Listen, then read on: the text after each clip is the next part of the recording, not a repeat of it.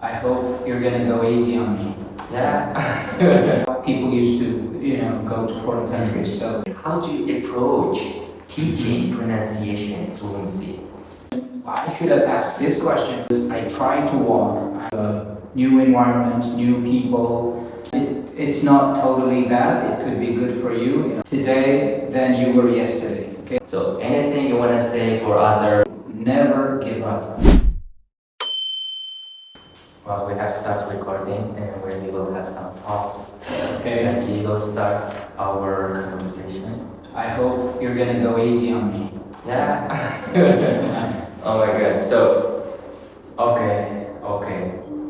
So good afternoon, and finally we are here. My dream, let's say, it's been a while. We have been thinking about this podcast, but there we go. Now we are launching this podcast. Yeah, I'm very happy. Yeah. Thank you for having me on this podcast. Yeah, thank you too. Well, you are going to be the first candidate, and I host you, let's say. Yeah. It's like kind of hard, being host around you. So, okay, I am also back, and so the first question I'm gonna ask.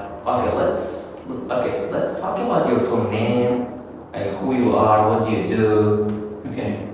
Well, my name is Sherzod, and I have been working here at Level Up. Actually, I'm one of the co-founders of this language school, and here, we've been doing good for a good 5 years so far. It's been 5 years, right? Yes. Oh my god, yeah, it's really good. So, okay, so let's talk about your childhood. I think this one is going to be interesting because honestly, I have no idea about your childhood. How was it like? Let's talk about your childhood. Yeah, very interesting question because I think I haven't talked about my childhood in a lengthy manner for a long time, and I haven't reflected to my childhood for a while. Well, I was like my childhood was very happy childhood, I should say. I was a typical guy, who grew up in Kitab. I am from Oybek Street, here in Kitab, and I went to school number 4, Yoldaş Orhan Babayev, and until I was 4th grade, and then I moved to Alişer Navoiy School, the school number 1, and I have graduated from there. And in my childhood, I used to study. I didn't study hard, but I used to study pretty well. And you could say I used to work. I used to help my brother and my mom, who used to have a small retail clothing store. And I used to help them. I have done many other small, jobs, you could say. I've done that, and I took extra classes, English and math, and luckily we used to have an American teacher at our school at the time at my high school time, right? And then, so I was lucky enough to have had this teacher, and this is what urged me to study English, and it ignited the love of English in me. This is how I started learning English, and then I moved on to study in university. I actually graduated from Tashkent State University of Economy, and so that's pretty much it.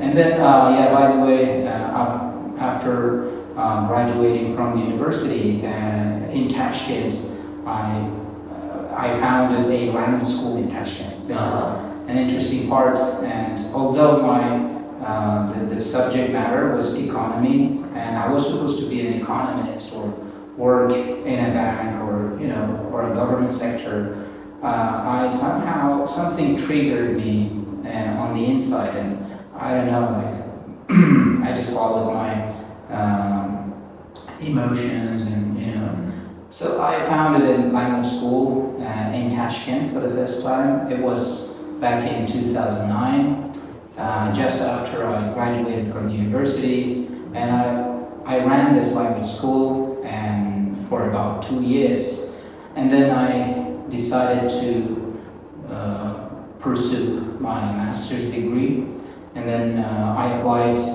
for a university in Japan. It was not a university actually; it was a language school. So this is how people used to, go to foreign countries. So I followed those paths, and I became a student in Japan, and I moved to Japan back in 2011, and I lived and worked in Japan for about 8 years. 8 years. Yeah, so you could say I've had one of the most beautiful and youthful parts of my life. I have spent in Japan. Wow. Well, we will honestly talk a lot about your days in Japan later. Okay. Yeah, because it's another story, Yeah, Okay. it's going to be another story. But Yeah. now you are a teacher and you Yes. run this study center. Yes. Okay, let's talk about teaching little. And I have a good question, The Okay. question is, what really inspired you to become an English teacher? Okay, this is an interesting question. I'll be very honest with you. I have never had a desire to be a teacher to begin with. Okay, and when it comes to founding a language school back in 2011, this is because of no other options, to be honest. Okay, back in 2011 in Uzbekistan, you could basically apply for jobs, the government jobs, and which were few at this time back in the days, and so I didn't have any other options, and I reflected on my strength, and I said, okay, I know English language, I can speak, I know the grammar, I think I have the ability to teach, okay? This is, how about starting a language school, okay? Start teaching. And then this is how I started, okay? Well, I didn't want to become a teacher since when I was young, but then while I was teaching, I found that this teaching was interesting. And what gave me the strength and motivation was you could, slowly see the growth of the students, and this is what gave me an encouragement. And then this is how I continued. And today I ended up becoming a teacher here. And I'm glad, because you are the one who taught me English in the first place. Yeah, so. I think I was meant to be a teacher, in my destiny, but it took a while for me to discover this, hidden gem inside me. I'm happy teaching right now. Wow. So, okay, you told me that teaching is so interesting, but I know, honestly, we have got some challenges as well. So, the question is, what challenges do you face while you're teaching English? Okay, the challenges is, there are a lot of challenges. A lot of challenges. And, to be able to teach, I think just the fact that you know English is not enough. And just the fact that you have some students is not enough. You have to be a psychologist, so to speak. You have to be able to understand what how students perceive what you teach, right?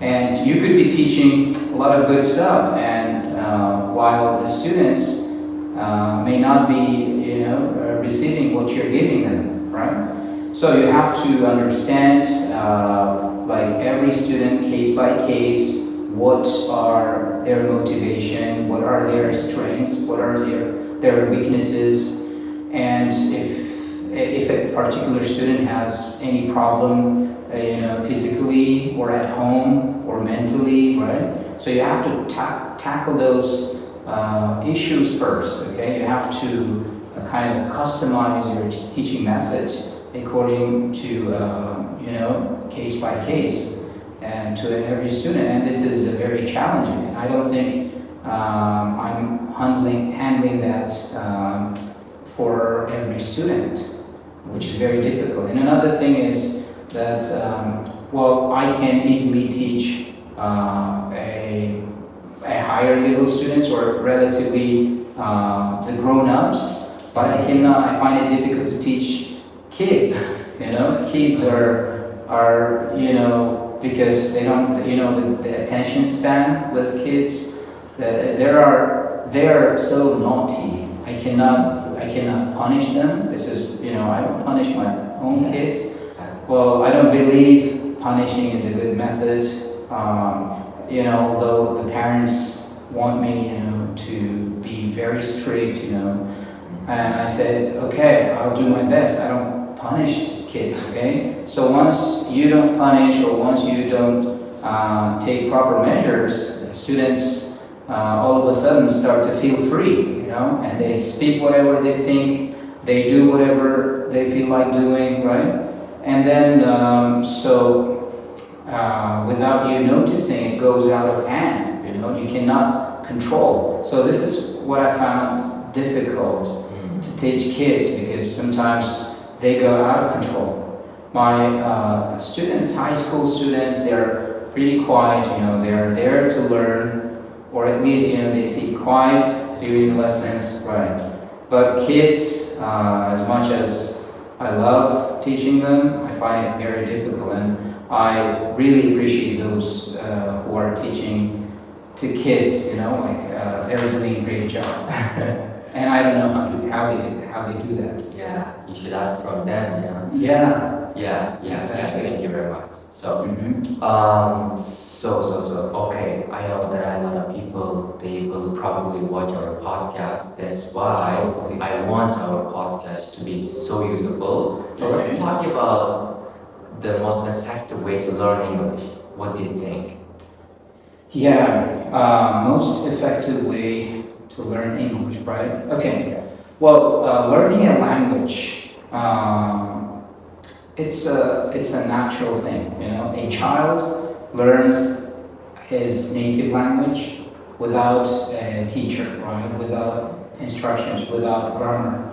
So just from parents, people around them. And I think that the most effective way should be the process of learning a language naturally. You have to be exposed to a language as much as you can. So that's why, I can reflect to my own Russian language learning process, right? So my father used to watch Russian contents, Russian videos, right? And although I had no good background in Russian language at school, I was, pretty, I had a pretty decent knowledge of Russian language. I could freely communicate, although I have some grammar mistakes and errors, right? So I think the process should be natural, and on top of that, it should be coupled with a study, right? Study the grammar, study vocabulary, and take it like you have to have an interest. Without an interest, not only the language, but it's difficult to learn any other subject matter. Yeah, exactly. Yeah, you're right. So we talked about English. Nowadays students, they are dying for IELTS. Right. So that's why let's talk a little about IELTS as well. Yeah, I want you to talk a little about IELTS because it's so important. Right. So, the question is can you share some tips for mastering IELTS? Tips for mastering IELTS? Yes. Okay. Well, I start off with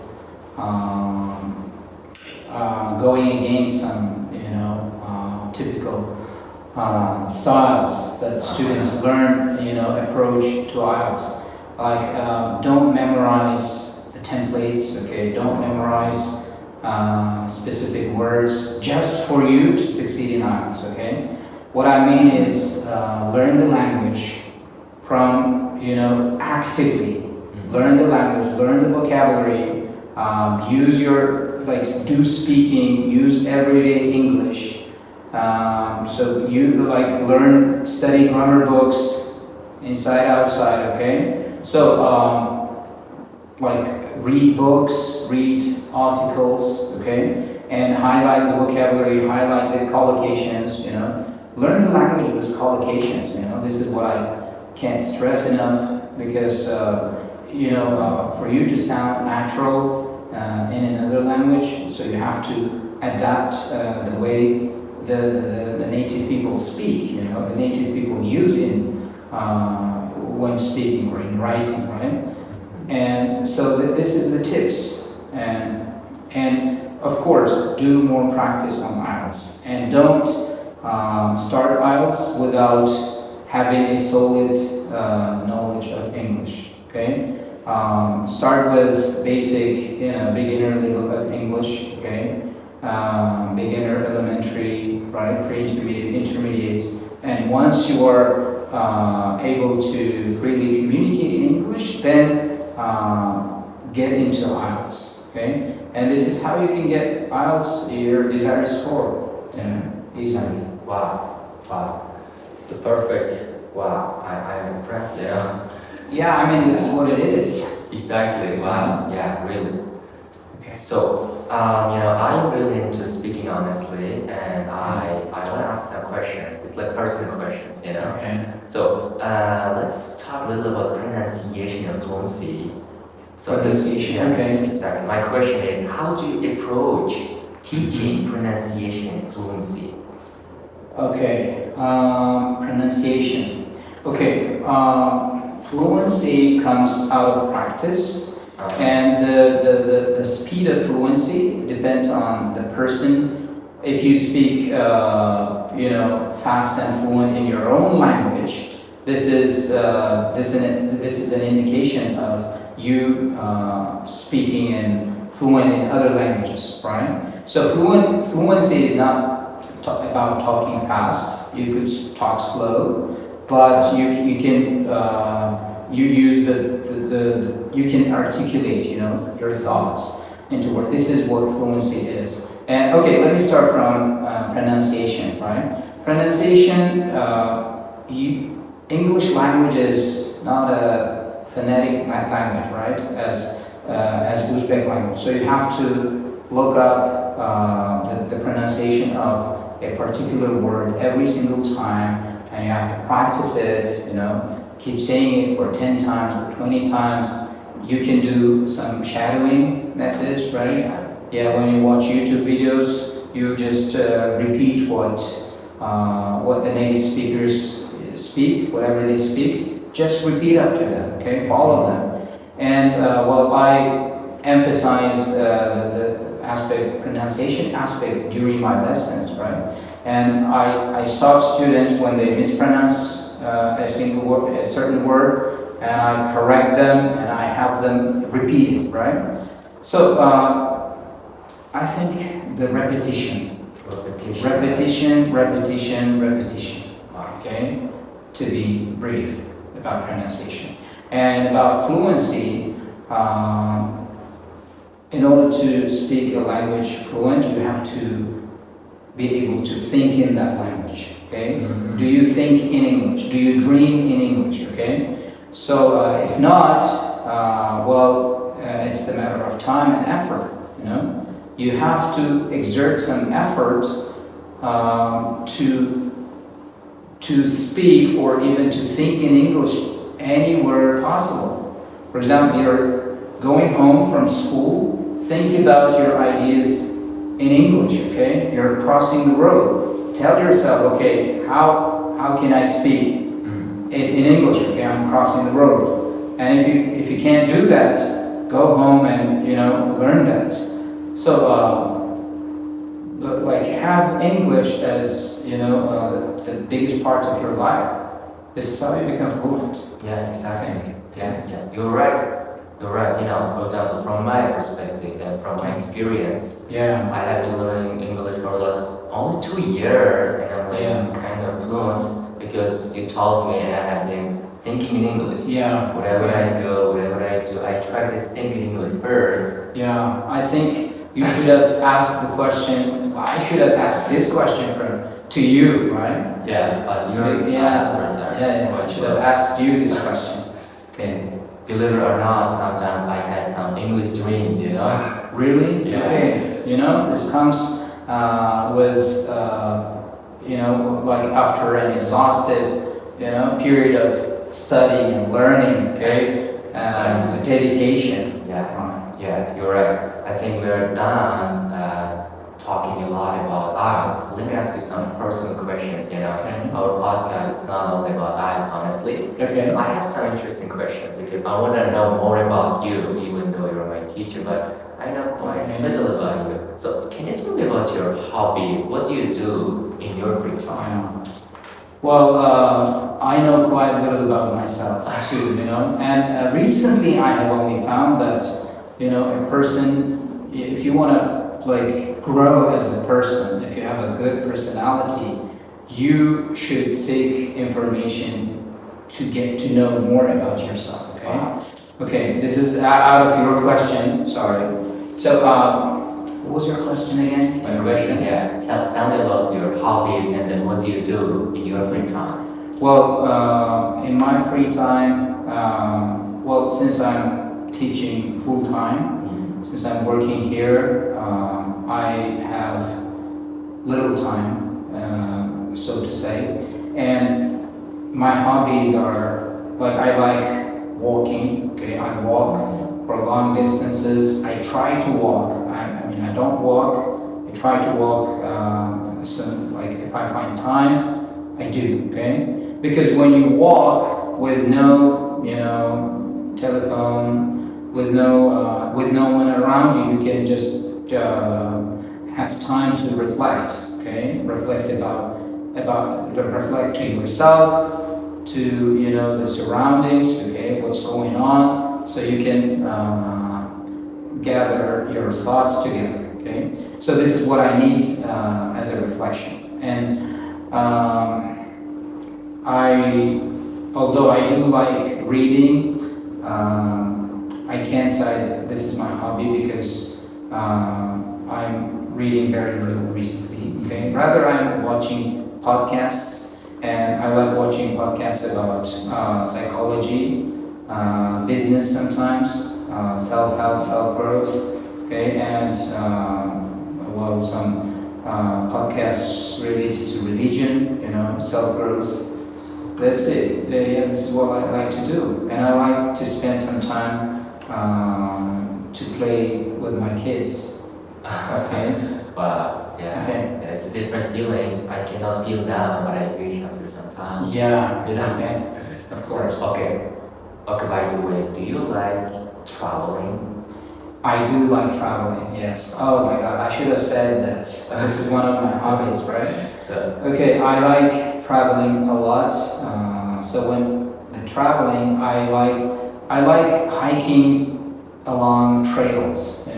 Mountain hiking and trail walking. Okay. I like swimming, so I like spend some time on the beach. Okay, coastal sides. And traveling gives you a lot, and someone said that it's better to travel once than reading 100 books. Okay, so I think it's true in a sense that when you travel, so you get to expose to a new environment, new people, cultures, right? That is novel to you, and you can try different food. Okay, you can look at a certain thing on different perspectives because a different nations practice different things, right? So it helps to enlarge your horizons. Wow. Okay. Exactly. Yeah. Okay. So my question was about traveling, and I have only one question. Okay. So, what's your dream travel destination? And Okay. why? Yeah, that's Okay. the last, but really Mhm. good one, right? Well, recently it's been a quite long time since I have traveled last. So I have been thinking about the next destination I should go if I, have the means to travel. And I've been thinking about Tanzania, okay? Tanzania, where I want to climb up to the Mount Kilimanjaro, okay? Yeah, Kilimanjaro, right? Okay, Kilimanjaro. It's around 5,000 meters high, Wow. and so you can travel up to the top in 4 days. Okay, so you can, yeah, it's not, you don't get exhausted because I've been on the Mount Hazrat Sultan, so I had to go up and down in 1 day or in half a day, okay? And that wasn't very exhaustive experience I've had. Yeah. So, but in this Kilimanjaro, it's a very beautiful mountain, and the shape of the mountain is also, it's not quite, how to say that? It's not quite plain, or it's not quite like the slope is. The slope is so goes so gradually to top, which when traveling you don't have to worry about falling down, okay? Wow. Or like I think as you climb you can enjoy the surrounding, okay? You can see the huge savanna, okay? The animals. There are the real animals, lions, and on the savanna side of it, and I want to eyewitness. I want to firsthand witness this beautiful view. And in Tanzania, there is an island called what was the name? Oh, I forgot the name. Right. So there is an island, the beach side. Okay. Madagascar. No, not Madagascar, but it's like Zanzibar. Okay? Zanzibar. Yeah, it's in Tanzania. So Kilimanjaro, and Zanzibar, both are mountains area, and the island, ocean, the beach is one in one country. And I think it's more affordable than traveling to expensive places. As Hawaii, I think Bali could be expensive, but Kilimanjaro could be affordable, at least for me, Yeah. Yeah. Wow. Good job. Fine. So. Okay, there's one or two questions left. Okay, there's an interesting question. Mhm. So, who has been your biggest inspiration in life? Okay. You Role model, right? Exactly. Role something model. like that. It's there's no question that my role model is Prophet Muhammad. Okay, peace be upon him. Because as a Muslim, I think there should be none other than Prophet Muhammad as a role model. Because no one else can be. I admire a lot of people that are living. Okay, well, I can name some of them, the scholars, okay? Scholars of, mathematicians, historians, and other scholars. I do admire people who are self-disciplined and determined, and they have certain, the methods, way of life, and helping other people. I admire those people. But as a role model, I look up to Prophet Muhammad, peace be upon him, and I urge everyone read the history, the lifetime, and his lifestyle, because this is the best lifestyle. And every time I listen to podcasts, I get knowledge. I try to compare with the lifestyle of the Prophet, peace be upon him. And I found that all these researchers, coming to a conclusion, and this is what Prophet, peace be upon him, predicted, And the modern science, of course, scientific discoveries aligns with his predictions and his lifestyles, because he's the prophet of God, right? Yes, sir. Okay. Wow. Yeah, you're right. Recently, I have started reading your book. Oh my God, Yeah. it's so fantastic, About Prophet's lifetime? Yeah, yes. Okay. It's in English, and yesterday or 2 days ago, I wasn't able to stop my tears, I was Really? reading, yeah. Wow. It was Okay. good. Yeah, That's very inspirational. He said, I haven't finished it yet, but I will send you this book and then you should. And of course, I feel that we are so distant from how Prophet, peace be upon him, conducted himself, how he interacted with people, how he taught, how he prayed to God, like we're nowhere near to that practices. But, and this is what makes us admire him even more, Yeah, you're right. So, okay, I think we are about to finish, but before we finish, I have one question, the last one. Okay. And then the question is like, what advice would you give your younger self? To my younger self? Yes, yeah. Okay. And also for other younger generation as well, for example, for me or for other students as well. Okay. Well, it's a very good question, and I think that life has a plan for everybody. If you do something bad, and it's not totally bad, it could be good for you in a long term, because from the mistakes, one can decide to change their lives at some point in life, right? But the advice I would give to my younger self is to never give up, because I used to feel hopeless at times.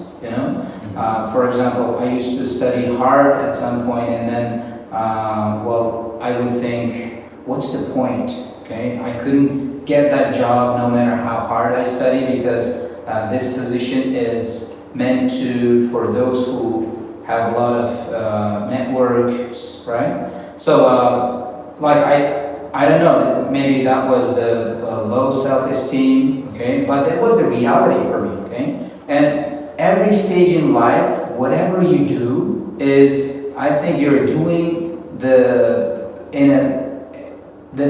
you are making the best choice. For example, in my 20 years ago, let's say I have decided a certain thing, right, to do a certain thing, and that decision, I think, is out of my best knowledge, okay, and that was the best decision in that context, okay. So today I can reflect and say that was a mistake, but at that time I didn't see that mistake, okay.